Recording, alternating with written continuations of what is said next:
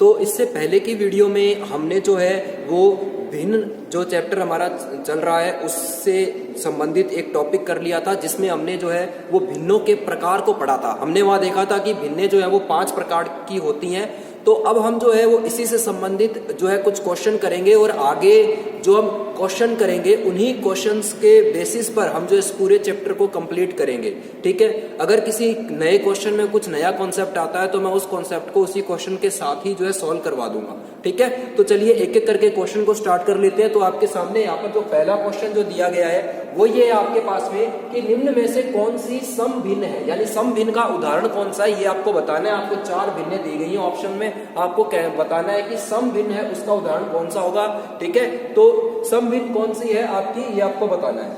तो सम भिन्न की अगर मैं बात करूं तो यहाँ पर जो प्रॉपर फ्रैक्शन है वो आपसे पूछ रहा है कि प्रॉपर फ्रैक्शन कौन सा है। तो यहाँ पे देखिए सम भिन्न जो है इसके लिए मैंने आपको जो है कल बताया था कि सम भिन्न वो भिन्न होती है जिसमें हमेशा अंश का मान क्या होना चाहिए, छोटा होना चाहिए किससे, हर से।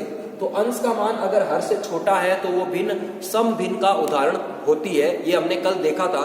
तो यहाँ पे देखिए अगर मैं जो है चेक करूं पहले ऑप्शन को, तो पहले ऑप्शन में आप देखिए जो इस बटे के निशान के ऊपर की संख्या होती है वो आपकी होती है अंश, और इसके नीचे की संख्या क्या होती है, हर होती है। तो यहाँ देखिए अंश में 2 दे रखा है, हर में 3 दे रखा है, मतलब अंश का मान जो है वो छोटा है किससे, हर से, जो कि हमारी इस कंडीशन को सेटिस्फाई कर रहा है। मतलब ये आपका आंसर बिल्कुल सही हो सकता है। आगे दूसरे ऑप्शन आप चेक कर सकते हो। ठीक है, वैसे तो आगे ऑप्शन चेक करने की जरूरत नहीं है, आपको सम भिन्न यहीं पे मिल गई है तो ये आपका बिल्कुल सही आंसर हो जाएगा। फिर भी दूसरे ऑप्शन एक बार के लिए चेक कर लेते हैं। देखिए यहाँ पर सभी ऑप्शन के अंदर आपको अंश में 9 दे रखा है और हर में जो है वो आपको क्या दे रखा है, 5 दे रखा है। तो यहाँ पे देखिए अंश का मान है वो ज्यादा है, यानी कि अंश का मान बड़ा है हर से। तो अंश का मान अगर बड़ा है हर से तो ये सम भिन्न का उदाहरण नहीं होती, ये तो विषम भिन्न का उदाहरण होता है। तो यानी कि ये आपका जो ऑप्शन है वो गलत हो गया। फिर देखिए ये एक पूर्ण संख्या दे रखी है 2 सही 1/3, इसको इस प्रकार से पढ़ा जाता है 2 सही 1/3। तो ये जो 2 है ये एक पूर्ण संख्या 1/3 एक सम भिन्न है। तो इससे मिलकर के मिलने वाली जो भिन्न होती थी वो क्या होती थी, मिश्र भिन्न होती थी। तो यानी ये मिश्र भिन्न का एग्जाम्पल है, ये भी आपका जो है सम भिन्न नहीं है। लास्ट वाला चेक कर लेते हैं। यहाँ पर देखो अंश का मान बड़ा है हर से, तो अंश का मान जब बड़ा होता है हर से तो ये विषम भिन्न होती है ना कि सम भिन्न, यानी कि ये भी आपका गलत हो गया। तो यहाँ पर ऑप्शन ए बिल्कुल सही है। ठीक है, नेक्स्ट क्वेश्चन देखते हैं। नेक्स्ट क्वेश्चन में आपको कहा गया है कि 5 सही 3/4 की विषम भिन्न क्या होगी। तो 5 सही 3/4 की विषम भिन्न बतानी है कौन सी है। देखो इस क्वेश्चन को आप जो है वो नॉर्मली कर सकते हो, ऑप्शंस को देख करके भी बहुत ही आसान है। पहली चीज तो आप ये देखिए विषम भिन्न पूछ रहा है, विषम भिन्न में क्या होता है, हमेशा अंश का मान बड़ा होता है हर से। ठीक है, तो ओके विषम भिन्न की कंडीशन हम देख लेंगे। और हल किसको करना है, 5 सही 3/4 को हल करना है। तो इसको कैसे हल करते हैं मैं यहाँ पे बता देता हूँ आपको। देखिए 5 सही 3/4 है उदाहरण के लिए। तो इसमें क्या होता है, हमेशा हर का गुणा जो है पूर्ण संख्या से किया जाएगा। तो 5 का गुणा जो है जो 4 के साथ करेंगे, यानी हर का गुणा हमने क्या किया, पूर्ण संख्या से किया। यहाँ पर जो हर दे रखा है वो 4 दे रखा है और जो आपकी पूर्ण संख्या है वो है 5। तो 5 गुणा 4 कितना हो गया, 20 हो गया। अब इसको 20 को जोड़ देना है अंश के साथ। अंश में कितना है, 3 है, तो अंश के साथ मैं यहाँ पर जोड़ दूंगा तो ये हो गया टोटल 23। तो यानी 23 आपके पास में क्या आएगा, अंश का मान आएगा। इस भिन्न को सरल करने के बाद जो भिन्न नहीं बनेगी उसमें अंश का मान 23 होगा। ठीक है, तो अंश का मान मेरे पास 23 होगा और हर सेम रहता है, तो 23/4 इसका बिल्कुल सही आंसर होगा। तो इसमें देखिए ऑप्शन में, ऑप्शन नंबर बी में आपको 23/4 मिल जाएगा। ठीक है, और आप इसको ये भी चेक कर सकते हैं कि विषम भिन्न जो है ना, देखिए 23/4 एक विषम भिन्न ही है, क्योंकि 23 जो है वो बड़ा है 4 से, यानी अंश का मान बड़ा है हर से। तो ये आपका जो है एक विषम भिन्न भी है और इसका जो है हल किया गया रूप दिया, या मैं कहूँ कि विषम भिन्न जो है 5 सही 3/4 की वो 23/4 होगी। अगेन देख लेते हैं इस क्वेश्चन को। इसमें अपने को क्या करना होता है, जो हर दिया जाता है, यानी जो मिश्रित भिन्न होती है, 5 सही 3/4 एक मिश्रित भिन्न है। तो मिश्रित भिन्न जो होती है उसको जब भी सरल रूप में लिखना होगा, तो सरल रूप में लिखने के लिए आपको क्या करना होता है, हर का गुणा करना होता है पूर्ण संख्या से। तो हर यहाँ पर 4 था, इसका मैंने गुणा कर दिया पूर्ण संख्या यानी कि 5 से। तो 5 चौके मेरे पास आ गया था 20। उसके बाद में जो भी गुणा करने के बाद आपका रिजल्ट आया है उस रिजल्ट को अंश के साथ जोड़ दिया जाता है। तो उस रिजल्ट को अंश के साथ जोड़ देंगे तो 5 चौके 20 और 3 कितने हो गए 23 हो गए। तो मेरे को जो इसका हल किया गया भिन्न आएगा उसमें अंश का मान मिलेगा 23 और हर हमेशा सेम ही रहता है। तो हर मेरे पास सेम रह गया 4 यानी 23/4 इसका आंसर आ गया। ठीक है, तो ये अपना था क्वेश्चन नंबर 2। अब अपने चलते हैं क्वेश्चन नंबर 3 की तरफ। क्वेश्चन नंबर 3 को चेक कर लेते हैं। क्वेश्चन नंबर 3 में देखिए आपको एक समीकरण दी गई है 3/8 बराबर 42/x में x का मान क्या होगा।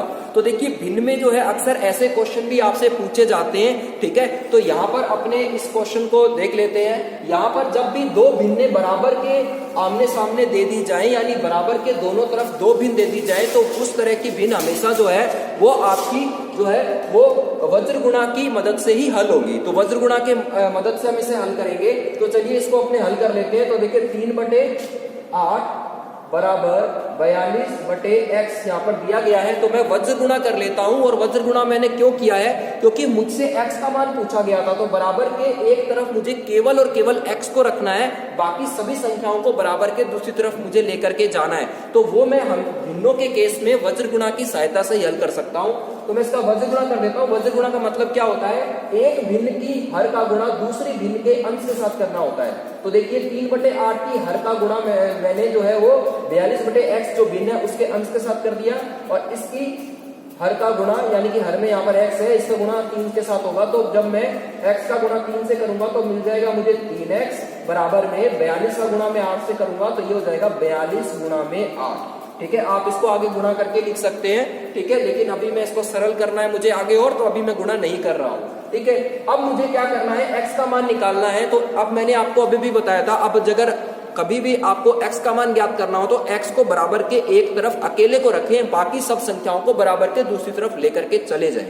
तो यहाँ पर एक मैं छोटा सा नियम आपको बताऊंगा कि अगर x के गुणा में कोई संख्या दी गई है तो और वो संख्या बराबर के दूसरी तरफ अगर आपको लेकर के जानी हो तो उस समय आपको क्या करना होता है, उस टाइम पे आपको गुणा वाली जो संख्या होती है वो जब भी बराबर के दूसरी तरफ जाएगी तो वो हमेशा भाग में चली जाती है। ये आपको हमेशा याद रखना है। ठीक है, तो गुणा वाली संख्या जब भी बराबर के दूसरी तरफ जाती है तो वो हमेशा भाग में चली जाती है। तो गुणा वाली संख्या मेरे पास क्या है, यहाँ पर 3 है। ये गुणा वाली संख्या जाएगी इधर तो ये चली जाएगी भाग में। ये लीजिए इसके भाग में आ गई। अब मैं आसानी से 42 जो है इसमें 3 का पूरा पूरा भाग जाता है जैसा कि मुझे पता है। ठीक है, 14 के टेबल से पूरा पूरा चला जाता है। ठीक है, आप चाहें तो 42 में 3 का भाग दे करके जो है वो रिजल्ट निकाल सकते हैं। 14 ही आंसर आएगा, आप करके देख सकते हैं। अब देखिए यहाँ से 14 इंटू में 8 ये कितना होता है, 14 8 है 112। तो ये 112 आपके पास रिजल्ट आ गया, x का मान 112 आ गया। तो मेरे इस क्वेश्चन में ऑप्शन नंबर सी जो है वो बिल्कुल सही आंसर होगा। इस क्वेश्चन में मैं आपको एक चीज जो है वो रिपीट कर देता हूं, जो एक नई चीज आई है वो ये है कि यहाँ पर हमेशा ध्यान रखना है कि ऐसी कोई समीकरण आ जाए और उसमें x का मान पूछे तो हमारा जो मेन मोटिव यही होता है कि x का मान वो पूछ रहा है तो x को बराबर के एक तरफ रखा जाए और x के अलावा जो कुछ भी है उसे बराबर के दूसरी तरफ भेज दिया जाए।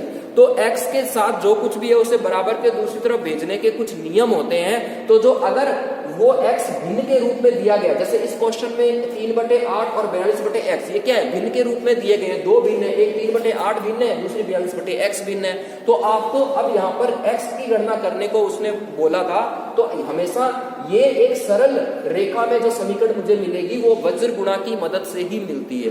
तो इसलिए मुझे क्या करना पड़ता है, यहाँ पर वज्र गुणा करना पड़ा और मैंने यहाँ पर वज्र गुणा किया। और वज्र गुणा में होता क्या है, वज्र गुणा में आपको हमेशा दूसरी भिन्न के हर का गुणा पहली भिन्न के अंश के साथ करना होता है और पहली भिन्न के हर का गुणा दूसरी भिन्न के अंश के साथ करना होता है। तो आपस में एक दूसरे के अंश और हर का गुणा कर लेंगे और उनके गुणनफल को आपस में बराबर रख लेंगे। जैसे यहाँ पर 3 का गुणा x से किया 3x, 42 का गुणा 8 से किया तो 42 गुणा 8 आ गया। यहाँ से मेरे को क्या करना है, x का मान निकालना है। तो 42 गुणा 8 बटे में 3 आ जाएगा। ठीक है, अब 3 से मैं क्या कर सकता हूँ, 42 में 3 का पूरा पूरा भाग चला जाता है तो यहाँ से पूरा पूरा भाग चला जाएगा, यहाँ पे आ जाएगा 14। ठीक है, 14 3 42 होता है और 14 का 8 से गुणा करेंगे, 14 8 के 112। मेरे पास यहाँ आंसर आ गया 112। ठीक है, जो है हम नेक्स्ट क्वेश्चन को देखते हैं। यहाँ पर आपको दिया गया है 8, फिर ये भाग का निशान दिया गया है 3 सही 1/4 यानी कि एक मिश्र भिन्न दी गई है और फिर कहा गया है इसका सरल रूप क्या होगा। तो देखो इसको सरल करने के लिए मुझे क्या करना पड़ेगा, पहले जो मिश्र भिन्न है इसको मुझे सरल रूप में लिखना पड़ेगा। ठीक है, तो इसको पहले जो है हम यहाँ पर क्वेश्चन को सरल रूप में लिख लेते हैं। और अभी हमने इससे पहले वाले क्वेश्चन में ये सीखा था कि कैसे हम क्या कर सकते हैं कि इसको जो है सरल रूप में लिखें। तो मैंने आपको कहा था कि हर का गुणा पहले क्या करना होता है, पूर्ण संख्या से करना होता है। तो यहाँ पर 4 का गुणा 3 से होगा, तो 4 तिया कितना हो गया 12 और फिर उसको हम इसके अंश के साथ जोड़ देंगे। तो 12 और 1 कितना हो गया 13, यानी 13/4 इसका सरल रूप होगा। ठीक है, तो ये मेरे पास क्या क्वेश्चन बन जाएगा 8 भाग 13/4। इसका मैंने सरल रूप ले लिया, विषम भिन्न इसका ले ली मैंने। ठीक है, अब इसके बाद में क्या रूल होता है, यहाँ पर एक नई चीज आप सीखेंगे कि यहाँ पर ध्यान रखना, कभी भी जो है भिन्न के आगे भाग का निशान हो, जैसे 13/4 एक भिन्न है और उसके आगे भाग का निशान है, तो अगर आप इस भाग के निशान को गुणा में बदलते हैं तो क्या होगा, ये भिन्न पलट जाती है। तो ये चीज ध्यान रखना, जैसे कि यहाँ पर 8 है और मैंने इस भाग के निशान को गुणा में अगर बदल दिया तो ये 4/13 हो जाएगा। ठीक है, अब इसके बाद क्या करना होता है, इसके बाद कुछ नहीं करना होता, आपको क्या होता है जस्ट इस संख्या का, अब देखो 8 के नीचे कुछ दिया नहीं गया है तो आप अपने जो है कन्वीनियंस के अनुसार यहाँ पर 1 मान सकते हैं हर में। ठीक है, क्योंकि किसी भी संख्या में 1 का भाग देते हैं वही संख्या वापस मिल जाती है, तो उससे कोई संख्या पर प्रभाव पड़ता नहीं है। तो यहाँ पर मैं क्या करूंगा, 8 में 1 जो 8 के बटे में 1 मान लूंगा, हर में 1 मान लूंगा। अब यहाँ पे देखो अंश का गुणा अंश के साथ करना है, हर का गुणा हर के साथ करना है। यहाँ अंश कितना है 8 है, यहाँ अंश कितना है 4 है, तो 8 चौके 32 और फिर ये बटे का निशान आ गया और फिर 13 गुणा 1 होगा यहाँ पर, तो 13 32/13 इसका बिल्कुल सही आंसर हो गया।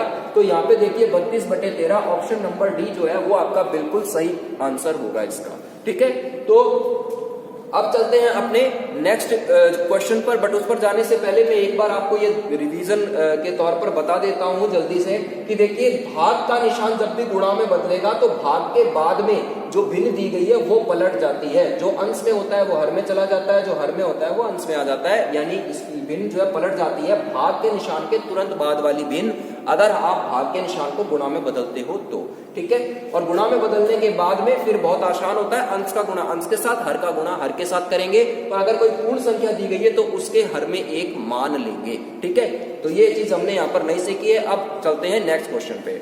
नेक्स्ट क्वेश्चन को देख लेते हैं। नेक्स्ट क्वेश्चन नंबर 5 है आपका कि आपको इस बार 2 मिश्र भिन्न दी गई है और बीच में ये भाग का निशान दिया गया है और कहा है कि इसका सरल रूप ज्ञात कीजिए। तो ये क्वेश्चन बहुत ही आसान है, अभी जो हमने क्वेश्चन किया था लगभग उसके जैसा ही है। आप इसको जो है वो वीडियो पॉज करके खुद से करने का ट्राई कीजिए और देखिए कि आपका आंसर सही आ रहा है या नहीं आ रहा है। ठीक है, तो चलिए मैं इसको हल करवा देता हूं। यहाँ पर जो आप देखिए 5 सही 1/2 है और 2 सही 1/7 जो मिश्रित भिन्न दे रखी है, इसको इसके विषम भिन्न में यानी इसके सरल रूप में लिख लेंगे पहले। तो उसको लिखने का तरीका क्या होता है कि जैसे 5 सही 1/2 को इसके सरल रूप में लिखना होता है तो क्या करना होता है, इसका जो हर है, हर यहाँ पर कितना है 2 है, इसका गुणा करना होता है पूर्ण संख्या से। पूर्ण संख्या कितनी है 5 है, तो 5 गुना कितना हो गया 10 हो गया। 10 का जो है वो जोड़ करेंगे, उसको ऐड कर देंगे अंश में, अंश कितना है 1 है, 10 और 1 कितना हुआ 11/2, तो ये हो गया आपका 11/2 हो गया। ठीक है, बीच में है भाग का निशान और यहाँ पर इसको भी इसी तरीके से जो है सरल रूप में लिख लेते हैं। 7 दूनी 14, 14 और 1 कितना हो गया 15, तो 15/7 हो गया। हर जो है वो सेम रहता है। ठीक है, ये हमने अभी देखा था। तो चलिए अब इसके आगे देखिए, यहाँ पर हमने अभी देखा था कि जब भी भाग के निशान को गुणा में बदलते हैं तो इसके जस्ट बाद वाली जो भिन्न है वो पलट जाती है। तो देखते हैं यहाँ पर 11/2 और इसको बदलते हैं गुणा में, तो ये बदल जाएगा 7/15 में, यानी ये पलट गया क्योंकि मैंने भाग के निशान को गुणा में बदल दिया। तो जैसे ही मैंने इसको गुणा में बदला तो ये मेरे पास आंसर आ गया। अब इसको मैं देख सकता हूँ 11 सत्ते कितना होता है भाई 77 होता है। और क्योंकि अब इसके बाद का तो प्रोसीजर आसान है, अंश का गुणा अंश से और हर का गुणा हर से करना होता है। 11 सत्ते 77 और 15 दूनी 30, यानी 77/30 आपका सी ऑप्शन बिल्कुल सही आंसर हो जाएगा। ठीक है, तो इस तरीके से आप क्या कर सकते हो कि जो क्वेश्चंस है इनको करना है क्वेश्चंस की फॉर्म में ही इस चैप्टर को कंप्लीट करेंगे, ठीक है, क्योंकि हर एक चैप्टर क्वेश्चंस में जो आपको क्या होगा, कुछ नया सीखने को मिल सकता है या पीछे की कुछ चीज रिपीट हो सकती है, ठीक है। तो आपको जो है वो ध्यान रखना है। तो और आपके एग्जाम में इसी टाइप के क्वेश्चन देखो पूछे जाते हैं, ठीक है। तो भिन्न चैप्टर से ऐसे ही क्वेश्चन आएंगे और आपको ऐसे ही ऑप्शन वहां पर देखने को मिलते हैं और आपको वहां पर क्या करना होता है, इसको टिक करना होता है, ठीक है।